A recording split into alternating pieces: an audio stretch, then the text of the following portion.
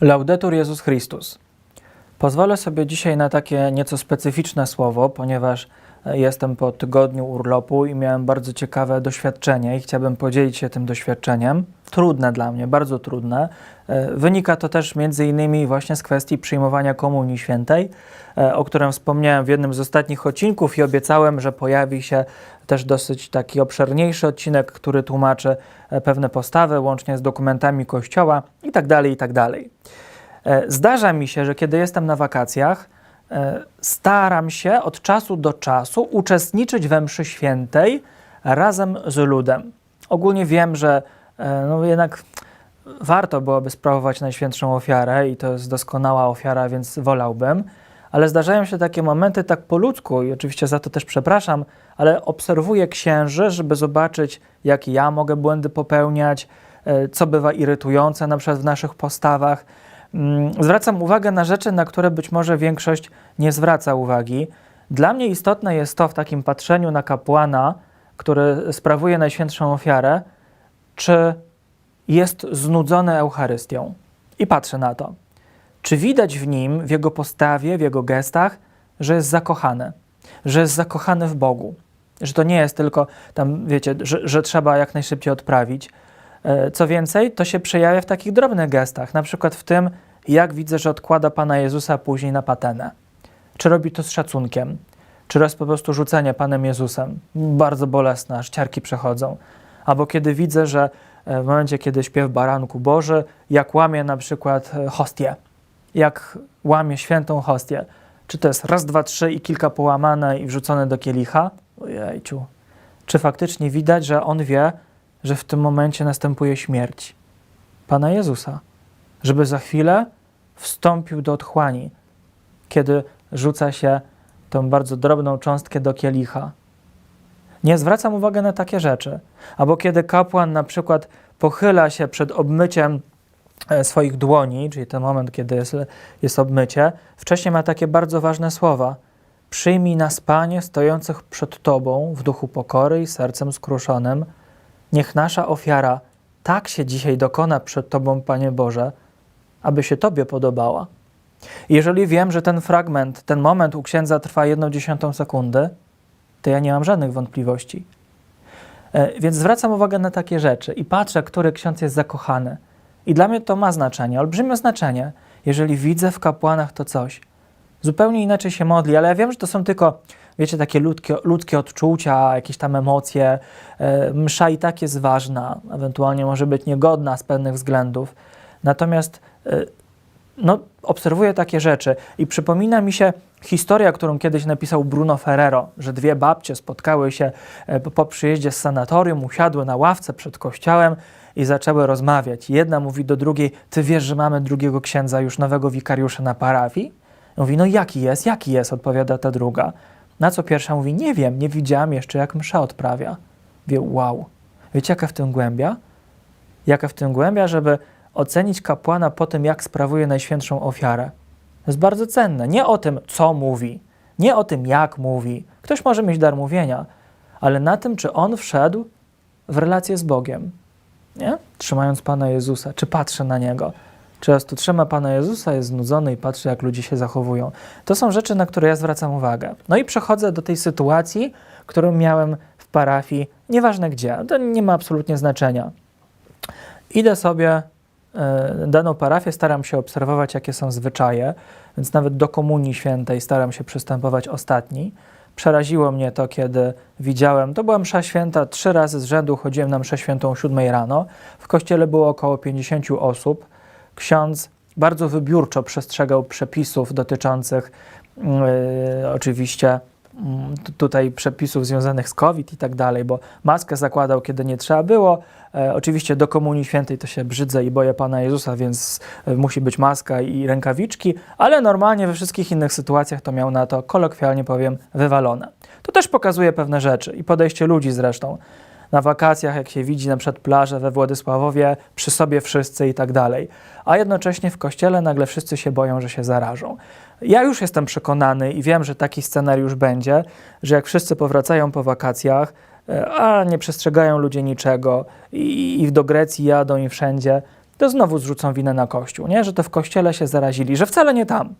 I w tej sytuacji widziałem, że wszyscy ludzie, 40 osób mniej więcej, które było przede mną, wszyscy w sposób nieliturgiczny wyciągali rękę. Ksiądz im po prostu udzielał.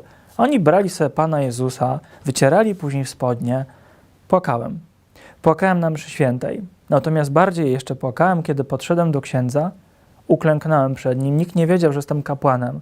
Uklęknąłem, bo też chciałem przyjąć Najświętszą Komunię. I ksiądz pokiwał mi głową, że mi nie udzieli. Uklęknąłem, złożyłem ręce i czekam. On ode mnie odszedł. Zaczął puryfikować później, a ja tak do końca mszy świętej klęczałem. Wszyscy przyjmowali przecież w tej parafii na rękę. Po mszy świętej, kiedy spokojnie ochłonąłem, poszedłem do księdza i mówię: proszę księdza, czemu ksiądz mi nie udzielił Komunii Świętej? Po czym ksiądz mówi: bo dokumenty Kościoła i nowe przepisy mówią o tym, i zaczyna coś opowiadać. A ja mówię: przepraszam, ale które? Które? I tu zapadła cisza. Ksiądz nie potrafił już z tego wybrnąć. Ale to jest to, co kiedyś mówiłem, że nieraz księża potrafią łamać sumienie. Wprowadzić coś takiego do Kościoła można bardzo szybko. Zresztą w ten sposób w ogóle była wprowadzana Komunia Święta na rękę. Nie wiem, czy jesteście tego świadomi. Że najpierw księża sobie sami narzucili, a później Stolica Apostolska, już widząc, że to funkcjonuje w niektórych krajach, musieli coś z tym zrobić. Chyba nie taka kolejność, nie? To powinno wynikać z teologicznych przesłanek, pełnych miłości, a nie dlatego, że księża narozrabiali i tak dalej. I w tej sytuacji też tak było. Na kolejnej mszy świętej o 7 rano poszedłem i wyrwałem się pierwszy. Poszedłem do księdza, uklęknąłem na 2 kolana i czekam. Ksiądz po chwili wahania udzielił mi Komunii Świętej do ust. I co było dla mnie wyjątkowo ważne, że te 40 kilka osób, które stało za mną, tego dnia nikt nie przyjął Komunii Świętej na rękę. Oni czekali tylko na to. Pragnęli tego. Chcieli naprawdę, wiedząc, że są zakochani w Bogu, a nie mieli wyboru. Nieraz ludzie nie wiedzą, nikt im nie wytłumaczył. Kolejnego dnia znowu wszyscy przyjęli już normalnie Komunię Świętą. Przepraszam za określenie normalne, to gdzieś tam swoje stanowisko przedstawiłem w pewnych kwestiach. Kościół dopuszcza, jak najbardziej, to mówiłem, natomiast chodzi o kwestię narzucania, nie? Bo to tylko o to mi chodzi. Było to dla mnie bardzo bolesne doświadczenie, jednocześnie fascynujące. Czyli z czymś takim się spotkałem. I jeżeli my w ogóle będziemy patrzyli na to, wiecie, na Boga jako na naszą własność, jeżeli nie dojrzejemy do pewnych rzeczy, jeszcze nie powiedziałem jednej ważnej rzeczy, ale wtedy to już zmroziło po prostu w krew w żyłach. Ja nie wiem, czy ten mężczyzna był chory psychicznie, czy to jest jego świadomość, wiecie, bo Pana Jezusa sobie tak potrzymam, nie? Więc wziął Pana Jezusa, poszedł do ławki, ironicznie trochę o tym mówię. Zanim jakieś dziecko było, wziął Pana Jezusa i do dziecka: zobacz, Pan Jezus. Matko, najświętsza ofiara. Bóg, który kocha do szaleństwa i oddaje siebie. I jednocześnie dzieją się takie rzeczy. Wina też jest po stronie księdza, że nie... Wiecie, najpierw trzeba byłoby zrobić rok katechezy porządnej i dopiero później ewentualnie się zastanowić. Co dla mnie ciekawe, wszyscy ci zwolennicy, wiecie, tak wyciągania tych rąk, mówią o tym szacunku i tak dalej. Niech zaczną adorować codziennie Pana Jezusa 2 godziny dziennie, albo chociaż raz w tygodniu niech przyjdą na 2 godziny. Zaczną być codziennie na mszy świętej i wrócimy do dyskusji. Czy faktycznie będą chcieli wyciągnąć rękę? A to są slogany, które nieraz się powtarza. Tak jak się pojawia slogany, że usta nie są bardziej godne niż ręka, nie? Pojawiają się co chwilę te argumenty. Czy którykolwiek kapłan, który jest zakochany Eucharystii, powiedziałby o sobie, że jest godny w życiu? No właśnie to jest ta kwestia, że ci ludzie, którzy tak mówią o tym, że to jest godne. Nic nie jest godne. Człowiek nie jest godny do tego, żeby przyjmować najświętszą ofiarę. Nie jest godny. I żaden kapłan szanujący się nigdy tak o sobie nie powie. Dlatego mówimy na mszy świętej: Panie, nie jestem godzien, abyś przyszedł do mnie. Widzicie? Slogany, które nieraz powtarzane. Pamiętam, jak kiedyś byliśmy wysyłani do domu księży emerytów w Otwocku-Świdrze, to jest w mojej diecezji, po to, żeby zobaczyć, jak wygląda starość kapłańska. Kiedy ksiądz, wiecie, nie ma dzieci, cała rodzina już umarła, jak już jest emerytem. Straszna rzecz ogólnie. I przyszliśmy zobaczyć, jak to wszystko wygląda. I spotkałem tam dla mnie świętego kapłana. Naprawdę. Człowiek, który dla mnie żył w opinii świętości. I zadałem temu księdzu pytanie. Miał na imię zresztą ksiądz Michał, wiecie, imię zobowiązuje.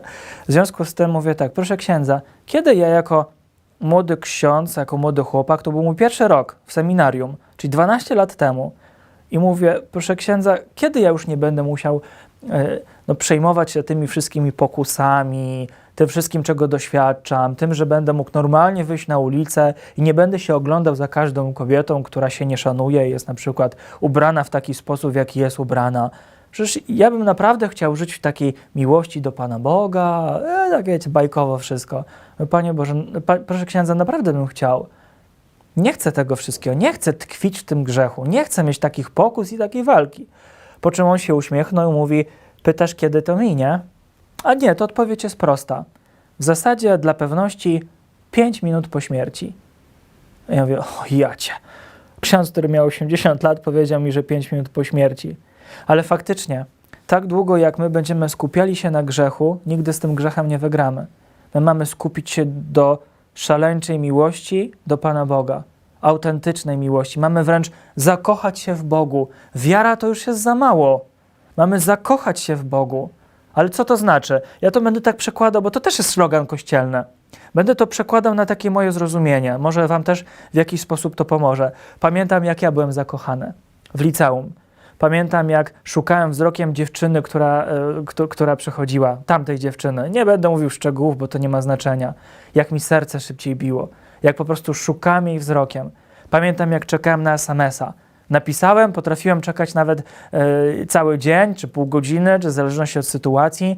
Wiecie, z emocjami na twarzy. Kiedy jechałem do niej, pamiętam, że czekałem w zasadzie pół godziny spotkania. Co to jest pół godziny spotkania? Z kimś, kogo się kocha. Godzinę, 2, 3, pół dnia minęło, a ja mówię: mało. I spróbujcie to sobie przełożyć na Pana Boga. Ktoś, kto mówi, że jest wierzący, ogranicza się do relacji z Bogiem, na przykład szybki pacierz wieczorem, bo jestem zmęczony, na koniec dnia minuta. No to jest miłość? Żeby na odwal się pogadać z Panem Bogiem? Ktoś, kto mówi, że kocha Pana Boga, przyjdzie sobie tak po prostu tylko w niedzielę i to jeszcze na przykład nieprzygotowane? Albo jest na mszy i jednocześnie mówi: 3 miesiące temu przyjmowałem komunię świętą, to na najbliższe święta się wyspowiadam. To jest miłość? To wyraża szacunek? Przypomnijcie sobie, jak wy byliście zakochani. Jaka tęsknota w was była. Chęć spotkania, chęć rozmawiania godzinami. Przekładajcie to na relacje z Bogiem. Czyli to właśnie to jest miłość. I ten ksiądz mi tak mówi: tak długo jak będziesz skupiony na walce z grzechem, nigdy nie odniesiesz zwycięstwa. Masz być skupiony na autentycznej miłości do Boga i wtedy zaczniesz dopiero zwyciężać. Tak było ze świętym Piotrem i tak było z Judaszem. Judasz skupiony był na grzechu. Zrozumiał: przelałem krew niewinną. On to zrozumiał. Ale ze względu na to, że skupił się tylko na grzechu, popełnił samobójstwo, bo nie mógł sobie wybaczyć. A tam, gdzie do szaleństwa, Piotr po jakimś czasie, co on powiedział? No Panie, Ty wiesz wszystko. Zdradziłem Ciebie, wyparłem się Ciebie, ale Ty wiesz, że Cię kocham. I ta relacja, nie? Wszedł w to wszystko. I wtedy właśnie stał się gigantem wiary. To jest to, że Piotr stał się gigantem wiary. W odniesieniu tylko i wyłącznie do Boga. Te argumenty, które dzisiaj mówię, te argumenty, które mówię o Komunii Świętej, o tym wszystkim, czasami, wiecie, tylko też rzucam slogany, jestem tego świadomy. Kiedy to człowiek mnie zrozumie? Kiedy będzie zakochany w Bogu. Inaczej to wszystko będzie się ograniczało tylko do tego, że Kościół dopuszcza. To mało. Wiara? To mało. Naprawdę oczekuję od was i od siebie, że zakochacie się w Bogu. I tylko kiedy się zakochacie, zrozumiecie, o czym ja do was mówię. Tylko wtedy. I chyba tu postawię kropkę. Niech was błogosławi Bóg Wszechmogący, Ojciec i Syn i Duch Święty. Amen.